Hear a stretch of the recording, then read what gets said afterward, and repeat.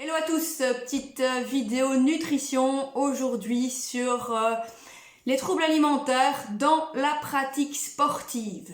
Alors il faut savoir qu'il y a certaines catégories de sport qui vont être propices au développement de certains troubles de l'alimentation, troubles du comportement alimentaire comme l'anorexie, la boulimie, l'orthorexie. Ces catégories de sport, ça va être quoi? Ça va être principalement les sports esthétiques. Donc je vais avoir la danse, je vais avoir la gymnastique, je vais avoir le patinage artistique, la natation synchronisée, également les sports comme les courses hippiques, comme le saut à ski. Je vais également retrouver ces problématiques-là dans les sports d'endurance comme la course à pied, comme le triathlon ou le cyclisme, également les sports de combat, donc dans les sports à catégorie de poids, comme le judo, le karaté, la boxe, la lutte, et également dans tout ce qui est culturisme. À côté de ça, tout le monde ne va pas forcément tomber dans ces problématiques-là. Il y a aussi l'aspect personnalité qui va avoir un impact. Bien souvent, on va retrouver des personnes perfectionnistes avec une image de soi un peu plus faible, des personnes qui sont sous un mode impulsif, qui sont généralement très forts dans le contrôle, et qui vont également peut-être avoir certaines difficultés relationnelles. L'entourage également aura un impact, la famille, que ce soit l'entourage extérieur comme l'entraîneur ou autre. Et également, ça va être des personnes qui ont plus de difficultés peut-être à s'amuser, à se laisser aller au plaisir. Voilà un petit peu pour les différents sports et les traits de personnalité. Et donc, qu'est-ce qui va se passer? Non seulement j'ai ma personnalité dans le contrôle, dans la recherche de l'idéal, de la perfection, d'avoir un poids idéal, d'avoir une image idéale. Et éventuellement, il y a le contexte, comme je l'ai dit, familial et le contexte l'entourage, l'entraîneur, etc. En fonction de ça aussi. Et donc, mon sport, dans lequel, que ce soit la course à pied ou autre, avoir un poids plus bas va me permettre d'atteindre un plus haut niveau de performance. Maintenant, ce qui sera aussi important à prendre en compte là-dedans, ce sera le rapport masse-grasse, masse musculaire aussi dans la performance sportive.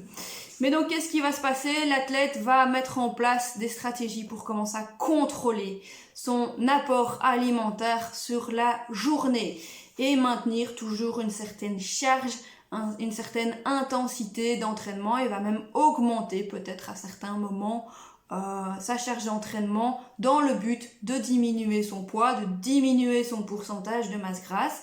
Il va y avoir aussi fréquemment, on va commencer à se peser tous les jours, à se peser plusieurs fois par jour pour vérifier la concordance entre ce que je fais et la quantité d'entraînement idéalement que j'ai. Alors, ce qui est important de savoir, c'est que ça va entraîner une fatigue intense, ça va entraîner une baisse de l'immunité, ça va entraîner un risque d'anémie, donc de carence en fer, qui va encore plus entraîner ce phénomène de fatigue. Au final, je risque aussi de diminuer ma masse osseuse. Je vais risquer aussi d'entraîner des perturbations au niveau hormonal, que ce soit chez l'homme ou chez la femme.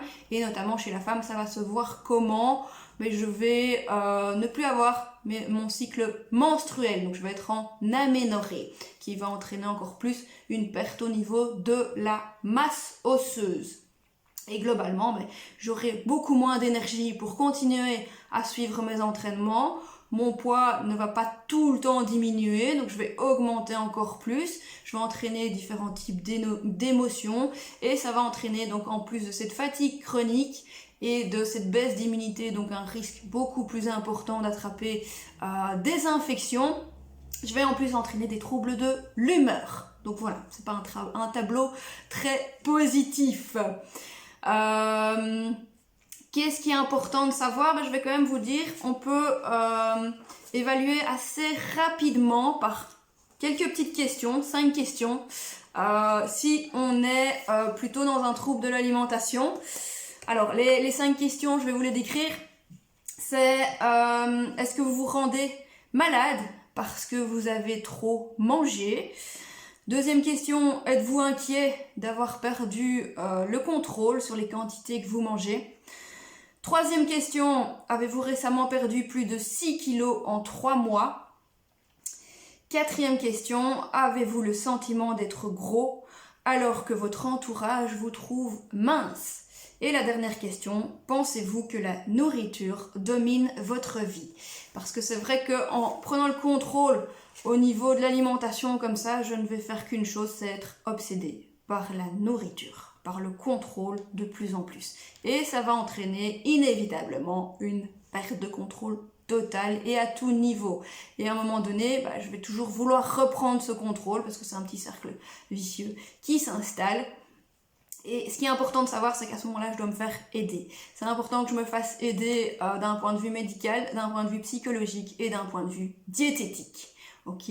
Bien penser que aussi, petite chose importante, c'est que votre poids ne vous résume pas, ne résume pas vos compétences, que le contrôle de votre alimentation ne va pas définir vos compétences, que pour atteindre un certain niveau de performance sportive, j'ai besoin d'avoir une bonne santé, j'ai besoin d'avoir un équilibre, et cet équilibre, je l'obtiens par l'alimentation, par une activité sportive, mais dans un but aussi de maintien de plaisir dans cette activité sportive. Si je pars sur des heures d'entraînement, que j'ajoute des séances en plus, à un moment donné, le plaisir dans l'alimentation, dans l'activité sportive, ça va devenir difficile parce que ça va devenir une contrainte importante en plus de la contrainte que je me mets déjà au niveau de l'alimentation. Et donc que le chiffre aussi sur cette balance, c'est pas celui-là qui va vous permettre d'arriver à un certain niveau de performance, c'est plutôt une évolution de votre composition corporelle. Ok, donc ça c'est important, et que le plus important, c'est pour pouvoir maintenir votre charge d'entraînement, c'est déjà la santé.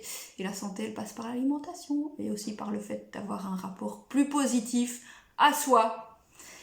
Voilà, à bientôt!